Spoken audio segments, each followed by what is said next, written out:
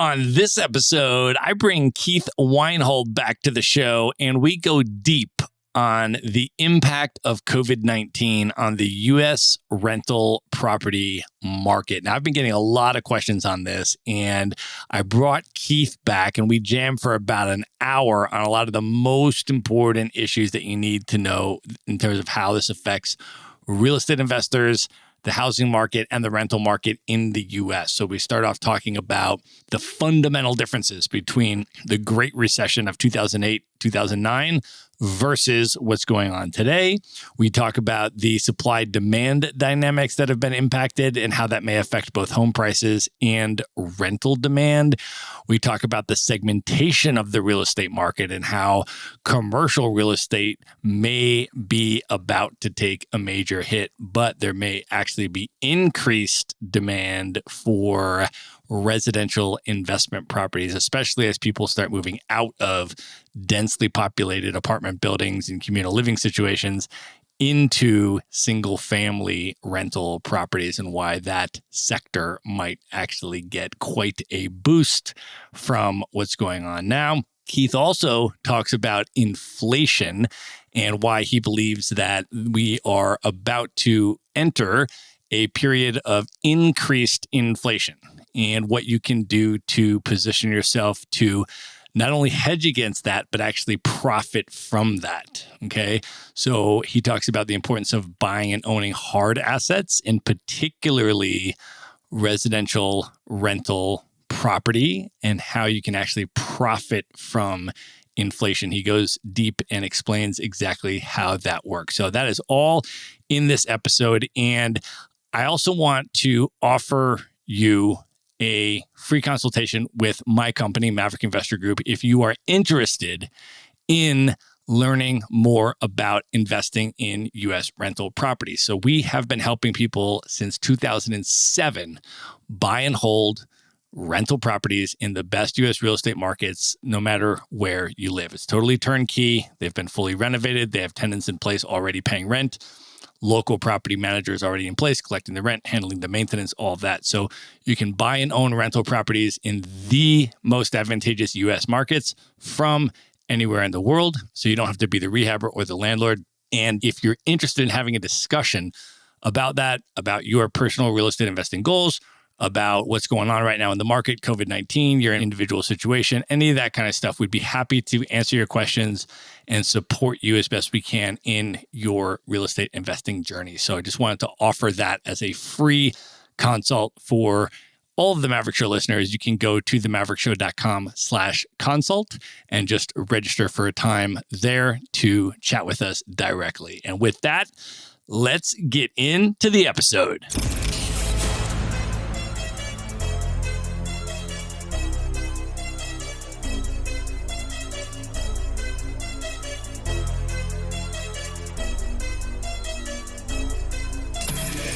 This is the Maverick Show, where you'll meet today's most interesting real estate investors, entrepreneurs, and world travelers, and learn the strategies and tactics they use to succeed. And now, here's your host, Matt Bowles. Hey everybody, it's Matt Bowles. Welcome to the Maverick Show. My guest today is Keith Weinhold. He is the founder and owner of Get Rich Education, where he teaches people how to build wealth through buy and hold real estate investing. He is the host of one of the top financial podcasts, the Get Rich Education Show, which has millions of downloads in over 180 countries. He is also the international best-selling author of the book, 7 Money Myths That Are Killing Your Wealth Potential. He writes for Forbes. He writes for the Rich Dad Advisors blog, and he is a member of the Forbes Real Estate Council. Keith has been an active income property investor himself since 2002. He owns apartments in Alaska and single-family income property across the continental U.S. Keith, welcome back to the show. Oh, it's so good to be here. We have so much in common, Matt. We share a love for travel, for real estate, and even a little hip-hop music. I'm so excited. We are going to save that for the end. We're just going to open a little loop here in the beginning, Keith. But I did not know that you were a hip hop fan on the last time I had you on the Maverick show, which, by the way, for anybody that hasn't heard that episode, it was episode number 2. So really one of the foundational pillar early episodes, Keith. So I really consider you kind of one of the OGs being in that very early group of interviewees when I launched the Maverick show and, really was introducing people what the show was going to be about. You were certainly a part of that. But at the time, I did not know that you and I were both hip hop fans. And so it is going to be at the end of the show today when I'm asking you the famous question to name your top 5 hip hop MCs of all time. You can think about it now and we'll return to that one at the end. But I do want to just check in with you, my man, and see how you're doing. Where are you coming to us from today? And are you staying safe and healthy? Hey, my wife and I are healthy and we're sheltering in place in our home, of all places, in beautiful and pristine Anchorage, Alaska. That's where I've lived for over 15 years since moving here from Pennsylvania. So, yeah, we're doing great. The trailheads and the outdoor opportunities are still open, and that is really the savior. That's awesome, man. Yeah, I am sheltering in place as well in Asheville, North Carolina, which is also an amazing place. It's Western North Carolina in the Blue Ridge Mountains. So there's a lot of open space, nature. You can jog around outside without coming in proximity to any other human being. So very, very fortunate to be here, especially as the weather starts to get nice. Keith, I also wanted to ask you, I want to just kind of open up the episode because as we're quarantined, a lot of us who travel are, of course, reminiscing about travel memories and all that kind of stuff. And I know that you and your wife took a really epic international trip in Q1 of this year, right before the COVID-19 stuff really escalated. And you and I were texting and emailing back and forth. You were telling me you were going to go to India and you're going to go to Oman and go to Dubai. And I was texting you, go to this restaurant, go do this thing and all that. You and I actually have not chatted about how the trip went since you got back from that. So I would love to just hear a little bit about, what were some of the highlights and reflections from that trip? Yeah, a lot of people probably don't even remember what vacationing was, let alone you haven't even planned out a weekend in a few months at this point amidst the pandemic that we're in. But now my wife and I did a cruise, and rather doing a cruise to the Caribbean, like a lot of Americans and Canadians do, I wanted to go to a different place. So we went to 4 nations on the cruise: Sri Lanka, India, Dubai, and Oman. And it's really a pretty efficient way to see things. Now, we had Singapore and Thailand cut off from the trip due to the mounting COVID concerns there at the time. But we just got this trip in under the wire. And, really the highlight, Matt, I think the best thing that my wife and I did on our vacation is visit a slum. And now you wouldn't think that, but the world's largest slum is what some people consider Dharavi, Dharavi. It's in the northern part of Mumbai, a giant city of 20 million people. And I actually found that to be the most fascinating. Now, you might wonder, well, why would you want to spend part of your vacation, your discretionary time that you're paying well for in this limited time that you have on Earth in a slum? And really the short answer is because it's just something so different than what I've ever seen. I've seen slums in Philadelphia, in Bangkok, and Manila, but to really do a tour of one and get inside one, I learned things about the slums that I would not have thought. Like, for example, there's a substantial amount of industry and business inside a slum. I think a lot of people just think about one living and residing there. Plastic recycling is the number one business in Dharavi. There's pottery making there, for example. So I really saw a lot of industrious people at work. And you know what the most interesting thing is? I didn't get propositioned by one panhandler. No one asked me for money at all. So just to tell you a little something about the culture and the pride and the industriousness of the people. In Anchorage, Alaska is a city of 300,000, a beautiful place, but I get hit up by panhandlers all the time. Yeah, that's awesome. And, another thing that I was so glad that you got to experience while you were in India was the diversity within India. Like a lot of people don't understand. They think just like, oh, India, maybe it's like if they've never been there, they might just think of it, oh, that's like a country. But India is enormous, both geographically and population wise. And there's so many different cultures and so many different languages and traditions, religions, and just, geographical differences when you go from one part of the country to the other. And I know you also got to spend some time, I think, in Goa and then in the south in Kerala and check out the backwaters. And so what was that like? Yeah, India is so incredibly large and diverse, to your point, and it does have a population of almost 1.4 billion people now. A lot of people don't realize that within 5 years, India will be the most populous nation in the world, surpassing China, even though India only has one third the area of China. But yeah, Matt, you informed me about the Kerala province, Kerala, the southwesternmost province of India. We visited the backwaters and had a nice houseboat ride there. But really, the interesting thing, from where our cruise ship docked, it was a 2 hour drive one direction to the backwaters of Alappuzha, this tour that you recommended I go on. You're a great tour consultant. You know, I reached out to you a couple of months before the trip, and you had plenty of enthusiasm about recommending places. But the big takeaway that I had in Kerala, which you told me is the most educated and really one of the better off states in India, the interesting thing is this entire 2 hour ride, there weren't any freeways. It was 2 lane and 4 lane highways. There was no open space there, like none. Everything was developed the entire way. And there are a lot of these not so proud looking buildings, almost always 3 stories or less in height. And the entire 2 hour ride, there was not one business I could recognize as a franchise business. No Starbucks, no Burger King, nothing like that. So actually, it's a world of entrepreneurship, but there was zero open space.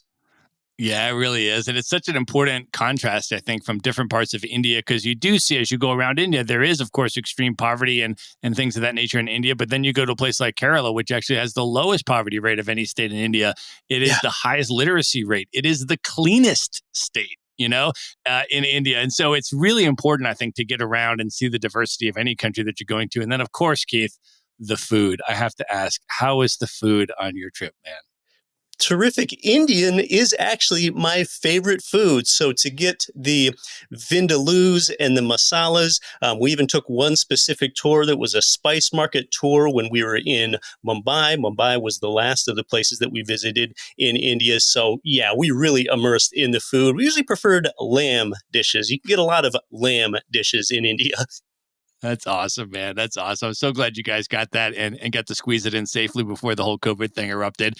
So let's use that now, though, as a transition to talk about the COVID-19 period, specifically as it relates to real estate investors and real estate investing decisions, Keith. And I want to start, I think the best place to start, and what I'd like to ask you is just to give us a little bit of historical context within which we can have this discussion. Because right now, we are in the midst of a recession. It's, of course, not officially called that yet because they don't call it that until afterwards. But it's pretty clear that we're going to have 2 consecutive quarters of flat or declining GDP, which is the definition of a recession. And when people hear the word recession, a lot of people think back and their association is what happened in 2008, what happened in 2009, and all of that stuff that was going on with the real estate market. But in fact, there are a lot of differences between what's going on right now and what happened back then, especially with respect to real estate. And I was wondering if you can just sort of contextualize that for us a little bit historically, Keith, and tell us a little bit about, what was going on with the last recession and what are some of the differences that are going on right now? Oh, I'd love to. And you defined it absolutely correctly. A recession is defined as 2 consecutive quarters of year over year GDP contraction, the gross domestic product, which is the sum total value of all the goods and services produced in a society. And we learned Q1 of this year had a minus 4.8% GDP. So there we go. We're on our way to the recession. And yeah, most people's frame of reference is with the Great Recession, also known as the global financial crisis of 2007 to 2009. And something interesting, Matt, I've said it before a few years ago, if residential real estate, which is what you and I invest in, if residential real estate ever got into any deep trouble, it's so recession resilient that a lot of really weird things would have to be going on in society. Well, guess what? A lot of really weird things are going on in society. Now my wife's cutting my hair, for example, at home. So I think another thing to keep in mind when it comes to your psychology is keep in mind that in good times, like this 11-year economic expansion that America just ended, which was a record, in good times, people think there will never be bad times. But in bad times like we're in now, people are sort of predisposed to think that we're never going to have good times again, but we surely will. And periods of economic prosperity trump those of recession over the long term. A little more reference, the 1918 Spanish flu pandemic, that resulted in a 7-month recession. And that 1918 pandemic killed up to 50 million people worldwide, which is substantially more than what we think that COVID-19 is going to take. And yes, you can't correlate death count with recession rate, but that's just one point of intersection there. The 2008 event was different than today's recession, I think chiefly because the 2008 event, that centered on real estate in the Great Recession. That was the center of it. Irresponsible loans were being made. You're probably hearing the acronym NINJA, Ninja. It stands for the fact that people with no income, no job, or assets could still get a loan. So people got loans that really couldn't afford to make the payments over time. They were banking on appreciation and the fact that they'd get to pull cash out of their property, but that all imploded. Another interesting thing that was going on in 2008, the center of the global financial crisis, which is opposite this event that we have now, is back then housing supply exceeded demand. So with these irresponsible loans, people were buying vacant investment properties and just holding them on for speculative investment. Well, there weren't any fundamentals with that. There wasn't a rent income stream with that. That was irresponsible. And I think another important thing to remember when we compare and contrast the last recession 12 years ago with this one is prior to the last recession, we had this big boom run up in prices. We had this massive appreciation, year over year real estate appreciation in some markets back then of 20%, 30%, 40%, even 50% in some places like Las Vegas and Phoenix. Well, that wasn't sustainable back then. We're in the opposite condition now. And just one interesting point is that the unemployment peak reached 10% back in 2008. It's going to be higher here in this current recession, which I call the Great Shutdown. That's what I call this 2020 event. So for this 2020 event, it's centered on a pandemic where the 2008 event was centered on real estate. We're in the opposite condition because now housing demand exceeds the supply, especially for some of these low to middle class assets, Matt, like you and I favor investing in, where you can get that good income stream. We still have an undersupply of 3.3 million units of housing, and it's especially skewed toward that investor advantaged area that I just described. And another difference is that we didn't have that unsustainable run up in price appreciation like we did 12 years ago. Home prices were appreciating at 3 or 4% leading up to this recession. So that's why I don't think you can characterize a housing bubble at all. So those are some of the differences between the 2008 event and the 2020 event. No two recessions are alike, and there's no exception to that here. Well, let's dive into some of that a little bit deeper, Keith. I think that's a really important context. And, Maverick Investor Group, what we did, looking at what happened with the last recession and coming out of the last recession, what we've been doing for the last decade is specifically helping people buy those recession resilient rental properties, right? So you're talking about, first of all, buying in the right markets, which are the investor advantaged real estate markets, not the crazy cyclical roller coaster, super expensive markets. So buying in the right markets, then buying in the right price point, not buying super high end luxury housing, which is, much more, it's the first thing to be exposed, right? When you come to any kind of market downturn, but buying in that really high demand, starter home sort of areas in the places where people want to live, where there's affordable cost of living, where there's jobs being created, and being able to sort of invest in those and then doing your cash flow analysis so that you're not speculating on home price appreciation, right? As you mentioned, one of the core components of why people lost in the last downturn is that they were speculating. They were buying properties that had no chance of having a positive cash flow with a 30-year principal and interest fixed mortgage and all of the regular expenses associated with it. And people didn't care because they were just going to try to flip it and speculate and make a capital gain. And so what we've done with Maverick Investor Group from day one, as you know, Keith, because you refer your listeners to buy their properties through Maverick, because you and I have the same philosophy on this, is, of course, helping people to buy properties where they can make money the day that they close and not have to speculate on future appreciation. They make money when they buy because they're buying a performing, cash flowing asset in an investor advantaged market. And they're on the supply side of a high demand equation, right? Which is recession resilient. So let's talk a little bit about the supply and demand dynamic. Keith, that's the first thing I want to dive into to what you said. Can you talk a little bit more and explain that a little bit deeper? Because for example, people have been sending me articles that, the number of total home transactions has declined. And sometimes the way people refer to that is real estate sales have dropped 15%. And people are like, oh my gosh, real estate sales have dropped 15%. That must mean that there's the housing market is tanking. Well, no, it doesn't mean that at all. It just means that there's 15% less transactions. What's going to impact what the housing market does relates to the supply and demand dynamic. Did the transactions decline 15% because there was a 15% drop in supply? Or was it that there was a 15% drop in demand? Or was it sort of evenly spread between both? And these are some of the nuances that are really important for people to look into and understand. And I'm wondering if you can just give us sort of that overview, Keith, of what's going on right now with the supply and demand dynamic, particularly for these residential rental properties that you and I both talk about.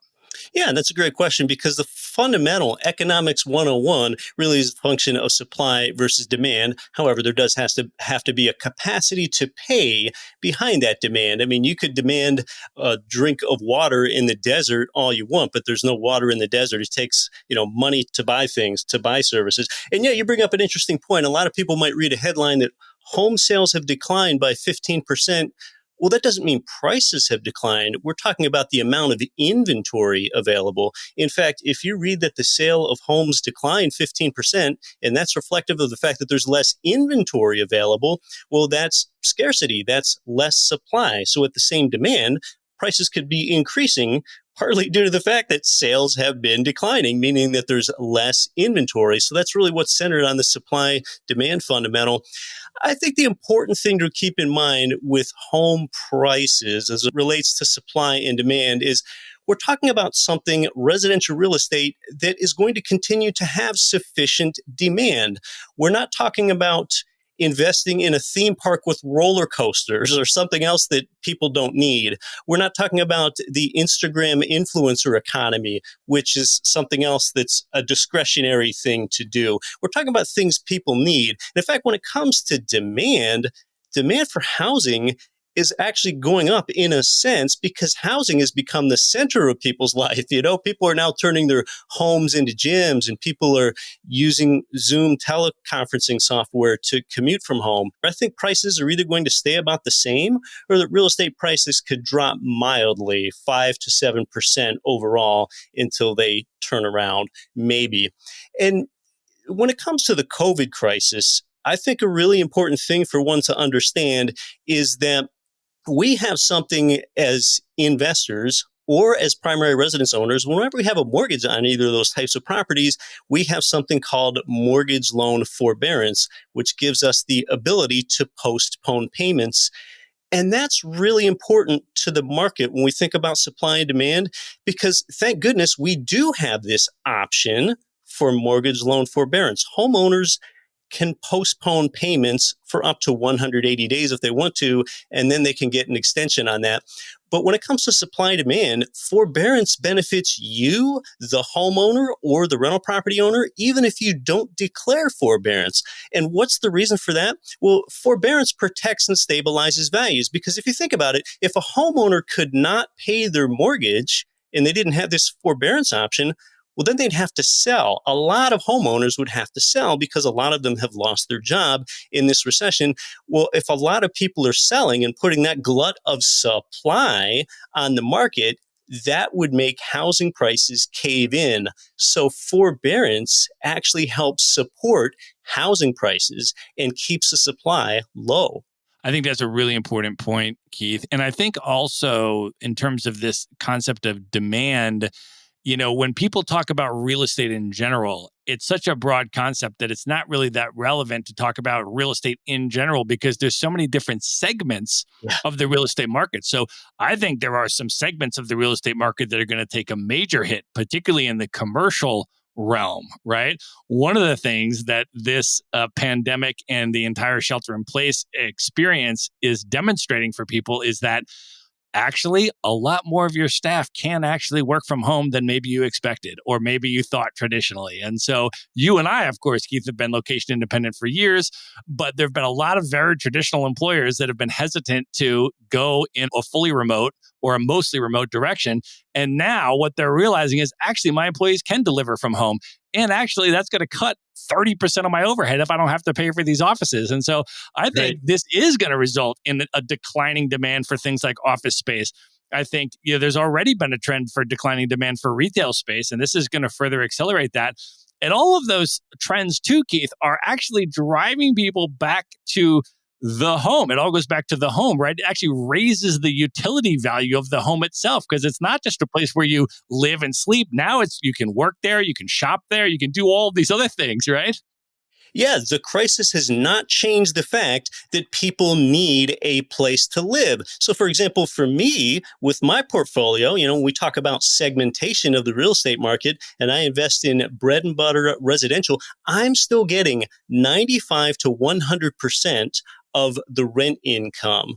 And when it comes to investing in businesses, it helps to think about your residential real estate portfolio as a business. Think about who is not getting 95 to 100% of their income now, like many residential real estate investors are. Hotels aren't, restaurants aren't, gyms aren't, bars aren't, cruise ship lines. You can go on and on.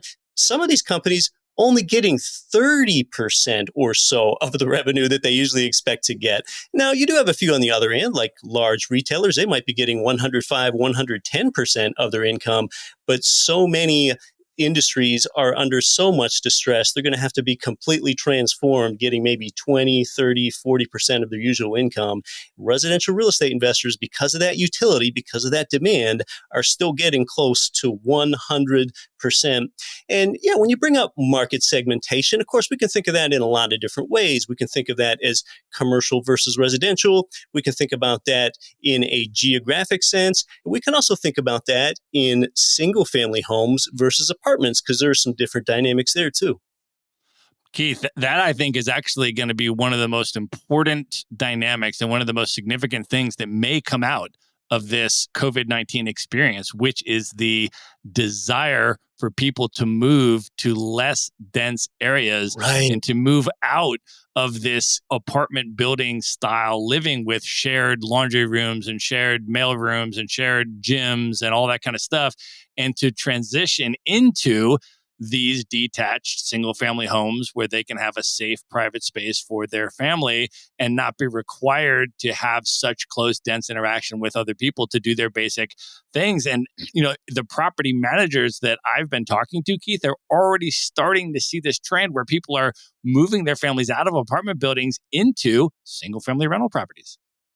Right. And just in general, single family homes tend to be in suburban and rural areas, and apartment buildings, of course, tend to be closer to the urban core. I own both single family homes and apartment buildings. For years, I favored loading up on single family homes, and this crisis has exacerbated that entire effect even more. Because I'll tell you, in my apartment buildings, some pretty weird things are going on there.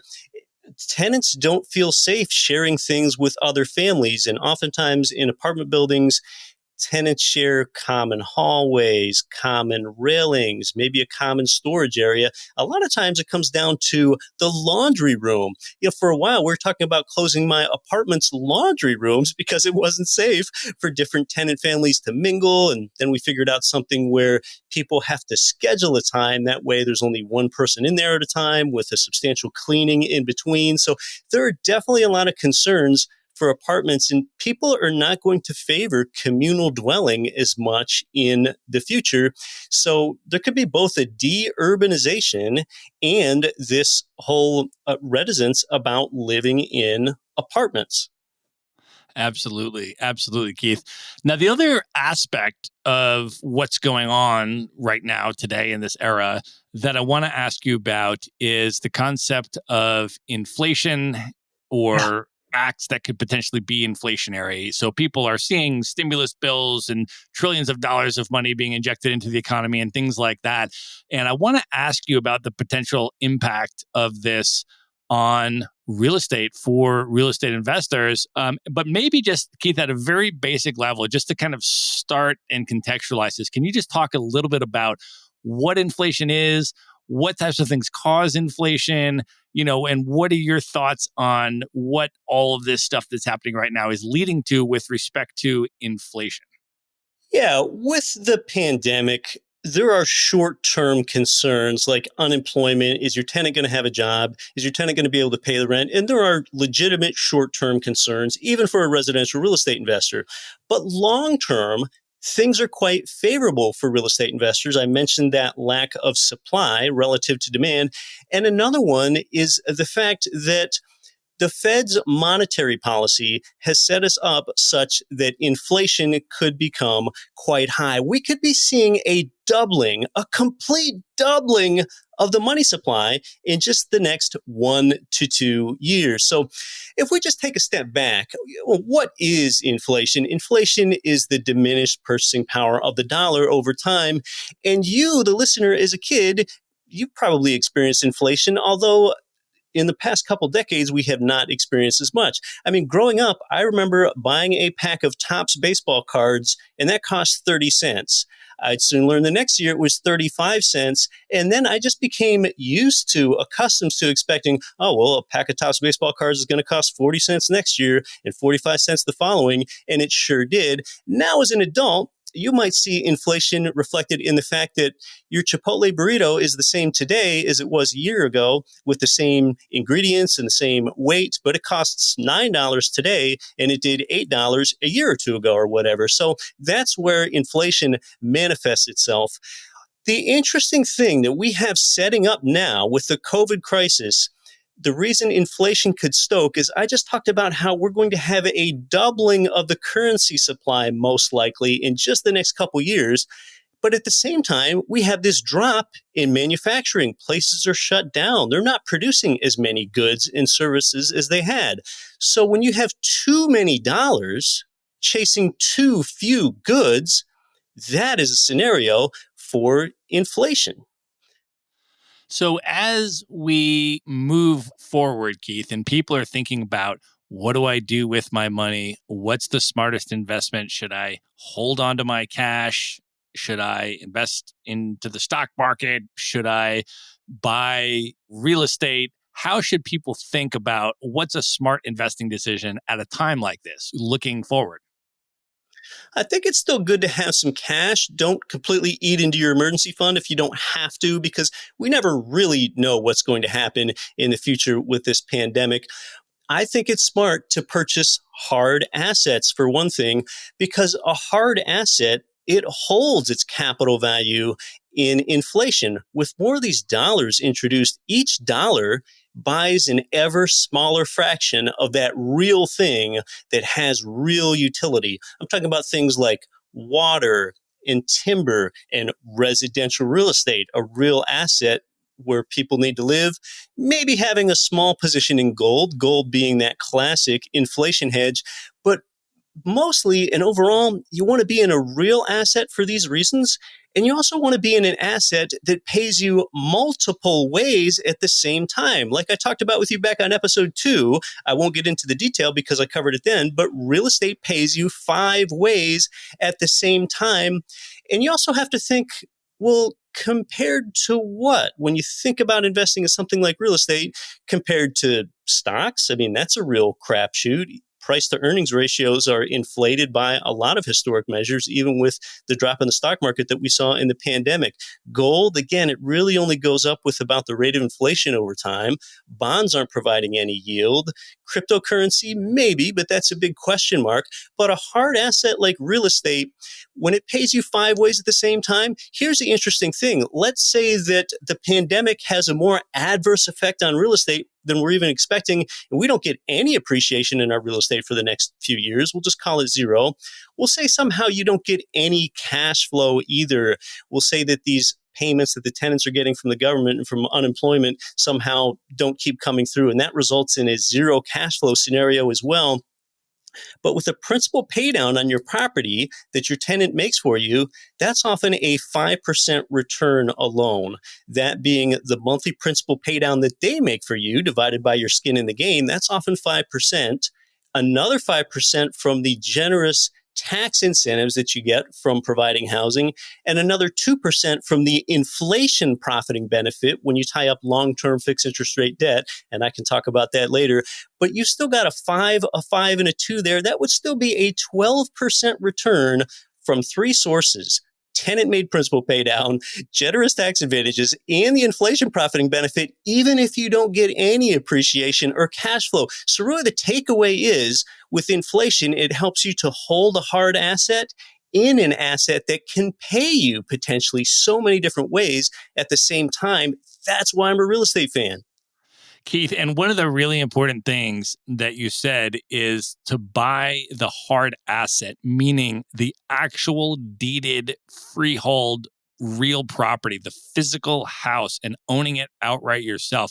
There's a lot of language these days about real estate investing, and then somebody's trying to sell them buy into a syndication or buy some sort of real estate backed security or buy into a real estate investment trust, or for that matter, do some wholesaling or some flipping and some, quick generation of some capital gains maybe. And a lot of that stuff is not favorable for the reasons that you're describing. In order to get all of the benefits you're describing, you actually need to own the deeded hard asset and own the physical house yourself, right?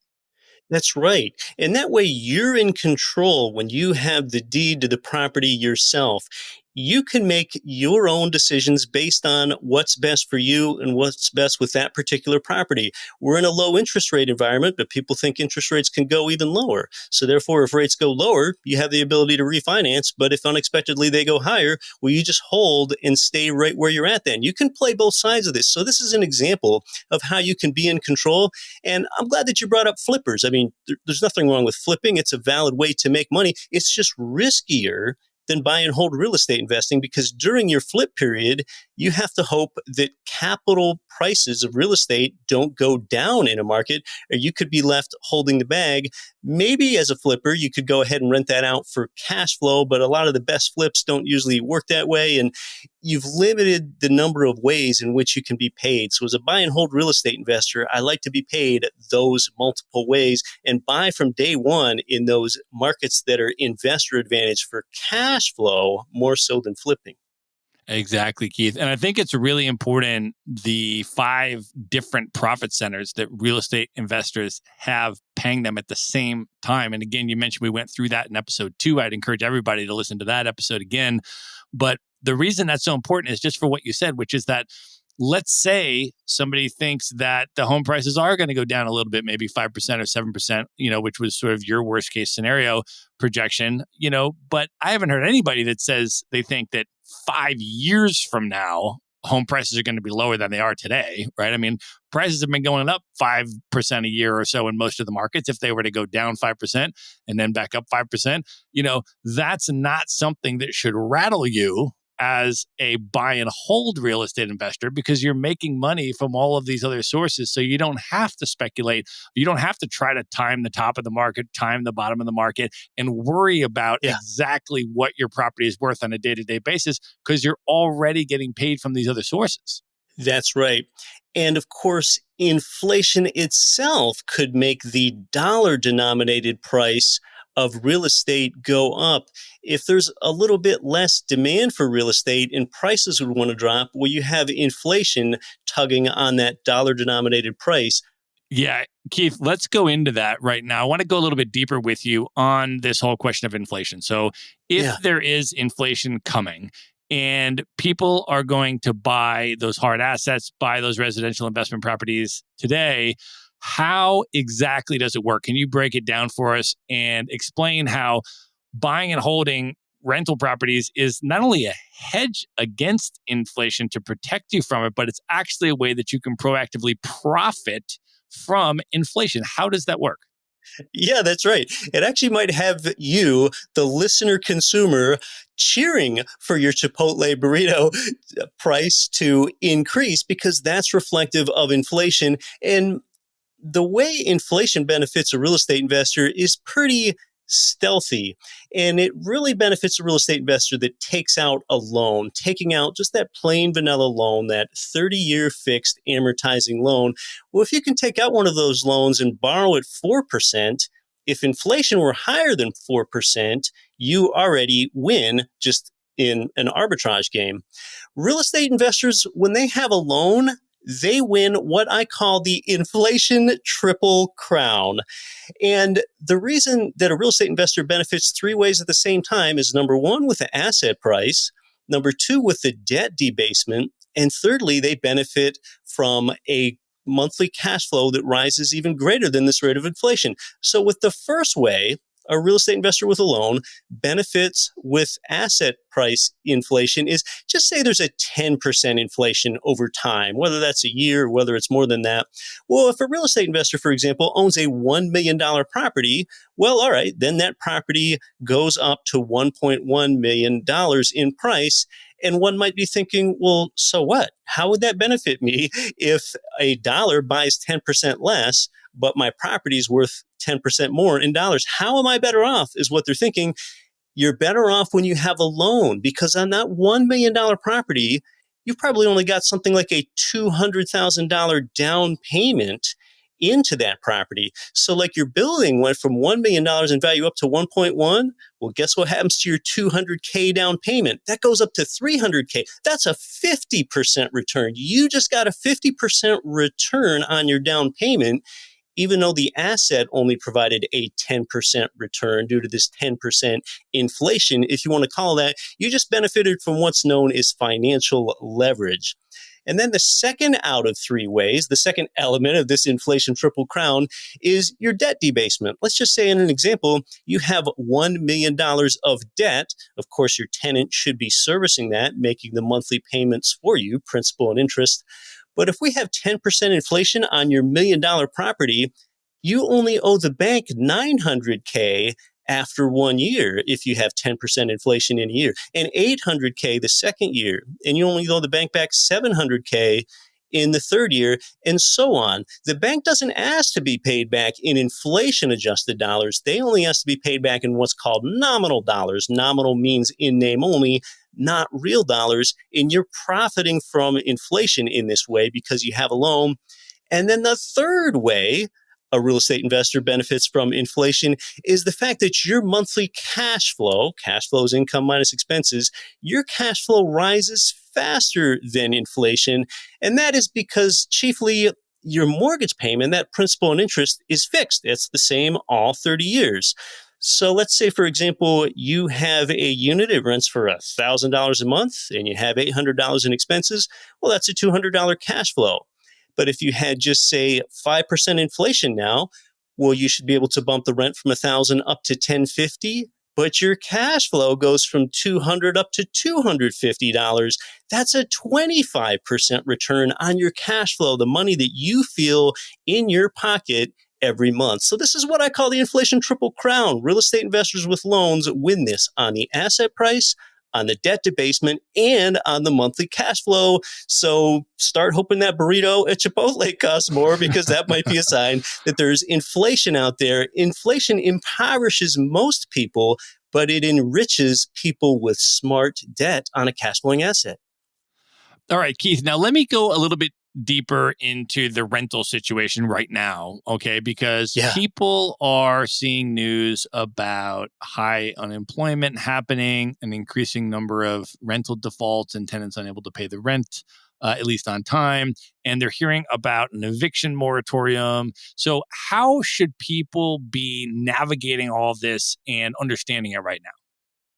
That's a great point, Matt, because you really bring up the crux of the problem for a real estate investor today. Whether you're a seasoned investor or whether you're a brand new investor, you've got to be asking yourself, how can the rent reliably be paid if the unemployment rate is going up like it has? And I don't think this is going to be all smoothed over within the next month where we're going to be back to 3.5% or 4% unemployment like we were before the crisis. It's just not going to happen that fast. So There's a few things to keep in mind. First of all, fewer homeowners can qualify for loans now, including those first-time home buyers. For example, Chase was one of the first banks to tighten their mortgage loan requirements. For example, they made the minimum FICO score 700, and now you have to put at least a 20% down payment on a home, not just 3%. And now you need more reserve requirement. Well, what do those more stringent standards do? That means that fewer people can qualify to buy a home, and that increases the number of people in the renter pool. So that can help increase rental demand, but that's slow. That's long term. I really see rent amounts staying about the same as they are now, Matt, until inflation kicks in, which it's going to take a good 3 years for this inflation to kick in with what I'm talking about here. But you bring up the eviction moratorium. That's got to concern some people. So your tenant during this eviction moratorium, they don't need to pay you the rent. And as I discussed before with mortgage loan forbearance, you actually don't need to pay the mortgage either. Most tenants are paying the rent. This is my experience. In my portfolio, I have a big enough sample size where I can look at the fact that tenants are still paying the rent 95 to 100% of the time, as long as you bought a property right. So no one can guarantee that your tenant is going to pay you the rent during this moratorium. But like I said, you also don't have to pay your mortgage. And you know what, Matt? Actually, another thing that no one talks about is when you're a real estate investor, it helps to think about, where your tenant is getting income from, and that's going to continue because you use their payment for your cash flow and control the loan. But tenants are having reduced expenses in their life right now, just like I am. I looked at my recent Bank of America card statement that came in, Matt, and the amount I owe is the lowest on that in a while. Now, why would that be? Well, I can't go anywhere. You and I talked about our love for travel, but everything's shut down. But even at the tenant level, people aren't going out to restaurants and concerts and bars. They're not spending as much. So I think these are a few of the reasons why more tenants have shown this wherewithal to pay the rent so far in the pandemic than what we expected. Yeah. And I think, Keith, in terms of buying new rental properties now that, for somebody that's thinking about, hey, I might want to acquire additional properties at this time to position myself to be in place to take advantage of these increasing, these trends that we're talking about with, potentially coming inflation and potentially people moving out of apartments and wanting to rent single family homes and all these kind of trends. And somebody that wants to be on the supply side of those demand dynamics, one of the things to think about is that eviction moratorium that was in the CARES Act was for about 6 months, I think. So it goes until maybe September of 2020. And so if you're buying new rental properties, you have to remember that you're going to qualify your tenant before they move in. So you're going to, verify their employment. Does this person have a job? You anticipate that they'll continue to have this job, and you're going to re-qualify that tenant when they move in. And for that matter, by the time you put a property under contract, go through the mortgage process and close on that property, that could be, let's say you do that in June or, July 1st. Well, if that tenant moves in on July 1st, they're going to pay last month's deposit. That's July, August, September. So, you're going to basically have yourself covered probably for the duration of that, eviction moratorium if you're buying a new rental property right now and you're re-qualifying the tenant to make sure that your tenant does still have a job, because there's plenty of industries right now, as you mentioned, Keith, that have actually gotten a boost, that have more demand right now than they did before. So, and there's plenty of people in those industries that need to rent houses and are trying to move out of apartments into single family homes. So you can certainly find qualified tenants and put them into your properties if you're going to buy new ones. So I think that's an important thing to remember as well. That's a great point. It's actually such a good point. It's something I brought up on my show recently, that this is a more concern with who's going to get the rent paid and how soon is it going to get paid with the existing properties that you have rather than your new ones, because we're in this new economy. So now you're going to filter and screen tenants. And hey, if you have a tenant that works for a large retailer like an Amazon or an Instacart or a Walmart, they're doing more business than ever these days. So now you can put that new layer, that new filter on them. And of course, I'd bring up the fact too that, and you know this, Matt, there really is no such thing as a national real estate market. Things are regional. So it's not really a great time to be investing in an area where entertainment and tourism are a big component of the economy, like a Las Vegas, for example. Of course, you can segment that by the submarket as well. Maybe if you have property close to Las Vegas medical facilities, that would be different.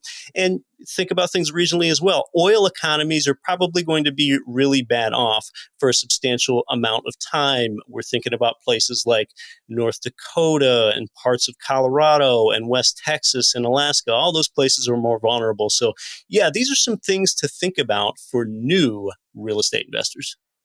Yeah, I think that's really, really important, Keith. And, we focus, as you know, Maverick Investor Group focuses on identifying those investor advantaged markets that have recession resilient dynamics and indicators there. And that's where our clients are buying. And, your listeners that are coming to Maverick, that's where we're helping them buy. And by the way, folks, if anybody wants to do a one-on-one consult with us just to talk about your situation, whether you have real estate investment properties right now and you have questions about how to handle certain things, or you're interested in exploring if buying right now is the right time for you, given your situation and your goals and all that, you can register for a free consult. You just go to themaverickshow.com/consult and you can register there, and we will do a free one-on-one consult with you to understand your situation and talk to you and strategize with you about the best options for you right now. But there is definitely, because some people are either unqualified and unable to buy, Keith, or they're just sort of scared and wanting to hold on to their cash for a little while longer, there is actually a pretty good selection of properties, better than normal, in a lot of these investor advantaged markets for those people that want to step forward and, get into those hard assets in those high demand areas to benefit from all of these upcoming trends. Yeah, and I can vouch for you and Maverick there. Right from the beginning, you always pay close attention to that resilient market. We're talking about non-flashy places that have that resilience, like in Indianapolis and Kansas City. That's been part of the Maverick recipe from day one. Absolutely, Keith.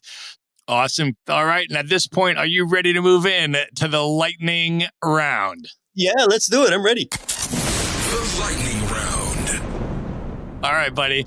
First question. I know that fitness is a huge part of your life. It's really important to you. And I want to just ask if you could give folks a tip for remaining fit during this quarantine, during this lockdown, especially if they might be in more of a confined space and they don't have access to the great outdoors.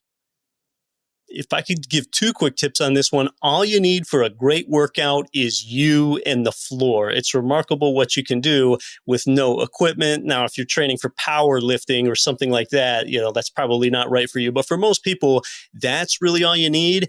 And Google something like, actually go to YouTube and enter HIIT workout, HIIT workout. It stands for high intensity interval training. It's a great way to work out. Or my favorite guy to follow on Instagram for workout ideas is GravFit, GRAV_FITT. That'll give you a lot of great ideas. It only takes you and the floor.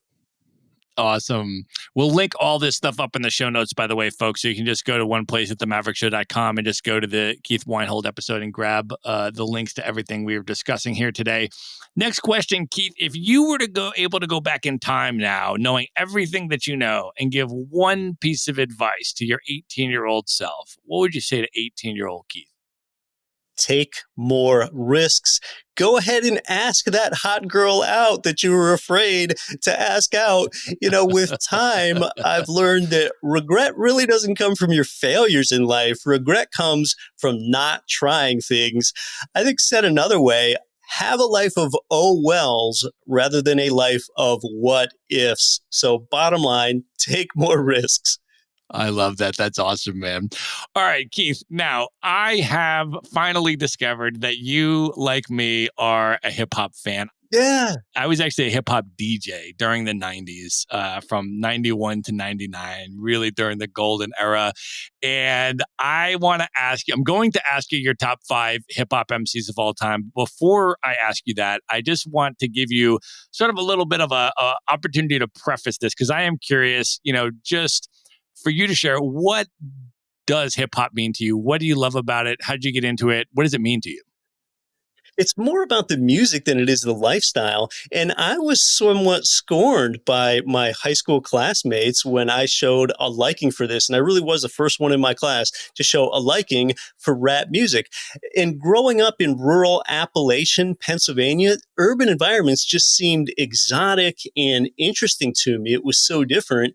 What hip hop music does for me today, I think more than anything, it gives me workout motivation. It boosts my energy to be around this type of music. And I know this might come as a disconnect to some people because I'm a pretty quiet guy that skis and mountaineers and likes to talk about the economy. So maybe this just doesn't mesh with, rappers' personal lives or some of the profanity that they use. I mean, that's not what I'm in this for. And, Matt, I think the best way I can describe it, is that this music just simply sounds better than anything else. And that's all the reason I need to like it. I love that, man. I couldn't agree more. Hip hop is so global and it's, has such universal appeal. And that's why I always love hearing different people's perspective on it, that gravitate towards it. So with that, Keith, we're going to close out the lightning round with the final question, which is, who are your top 5 hip hop MCs of all time? And I should actually, before you name them, I should give our audience a little preface that I gave you this question before the show. I told you it was coming. Yeah. And as you were pondering it, you responded to me and you said, can I name the entire Wu-Tang Clan as one choice? And I said, well, that would be apropos. It's something that Keith Weinhold would do to get the best ROI on his hip hop picks by getting 9 MCs for the price of one. But I said, okay, I'll allow it. I'll let you do it. But if you do name the Wu-Tang Clan, I do though want you to name me who your favorite MC in the Wu-Tang Clan is as we go through that one. But I just wanted to throw that preface out there. Yeah, this is one question that I thought about already because you told me about it the other day. And I thought this through more when I was on the treadmill this morning. In fact, in my top 5 hip hop MCs of all time, they're all from New York City and they're all old school. So it's during that golden era that I think 4 out of these 5 really contributed to it while you were that DJ. So even though the Pandora station I listen to when I work out currently is Kendrick Lamar, someone new school, I don't know, the algorithm has kind of tuned my preferences, I guess, to some of these old school guys I'm mentioning. So we'll go chronological order here. Number 1 is Rakim from Eric B. and Rakim. He had that distinctive, deep, smooth flow. Though Rakim was never quite a household name. He was just someone that was really well known in the hip hop community. Then I've got to go with 2 from the Wu-Tang Clan, the RZA and Ghostface Killer. They've just got these vocals that pierce the Staten Island sky that you just want to listen to over and over again. The 4th out of 5 is Biggie, the late Notorious B.I.G. And then I've got to round it out because of his longevity and his crisp, witty baritone tones is Jay-Z. So those are my top 5. Rakim, RZA, Ghost, Biggie, and Jay-Z. There you go. I love it, man. Those are amazing picks because I mean, New York City hip hop from the 90s was exactly where my heart is as well, man. So that made me so happy and I wanted to get that on the show, man. That's awesome. So, all right, Keith, I want you to let folks know how they can find you, how they can follow you, how they can listen to the Get Rich Education podcast and come into your universe. Well, thanks so much. A lot of what we talked about today, especially breaking down those 5 ways real estate investors are paid, are in my international best-selling book that you mentioned there at the top of the show, Matt. It's a quick read. It's only 84 pages long. It's called 7 Money Myths That Are Killing Your Wealth Potential. You can currently get that book, not just the chapter, but the whole thing free at GetRichEducation.com. And then, check out the Get Rich Education podcast. I talk about how real estate makes ordinary people wealthy every week. I'm on there myself. A lot of times I do monologue episodes, and sometimes I have some of the better known names in real estate join me. Robert Kiyosaki's run alongside me for an episode 3 different times. Grant Cardone, all the best known people. Check me out at the Get Rich Education podcast and GetRichEducation.com. Awesome. We are going to link all of that up in one place in the show notes. So you can just go to themaverickshow.com and go to the show notes for the Keith Weinhold episode. And there you're going to find links to everything we discussed in this episode. And folks, remember, if you'd like to get your free consultation with Maverick Investor Group to talk about your real estate investing goals, get your questions answered about the current market dynamics, strategize about either your existing rental property portfolio or talk strategy about acquiring rental properties. All of those things are available to you. You can get a completely free phone consult with us. Just go to themaverickshow.com/consult and we'll leave it there. Keith, thank you so much for joining us today and good night, everybody. Be sure to visit the show notes page at themaverickshow.com for direct links to all the books, people, and resources mentioned in this episode. You'll find all that and much more at themaverickshow.com. Learn how Maverick Investor Group can help you buy cash flowing rental properties in the best U.S. real estate markets, regardless of where you live. Schedule a free phone consult today at themaverickshow.com/consult. Now you can buy rental properties with tenants and local property management in place, so you don't have to be a landlord or a rehabber. To get your questions answered and discuss how Maverick Investor Group can help you meet your real estate investing goals, schedule your free phone consult today at themaverickshow.com/consult. If you like podcasts, you will love audiobooks, and you can get your first one for free at themaverickshow.com/audiobook. Whether you want the latest best-selling novels or books on investing,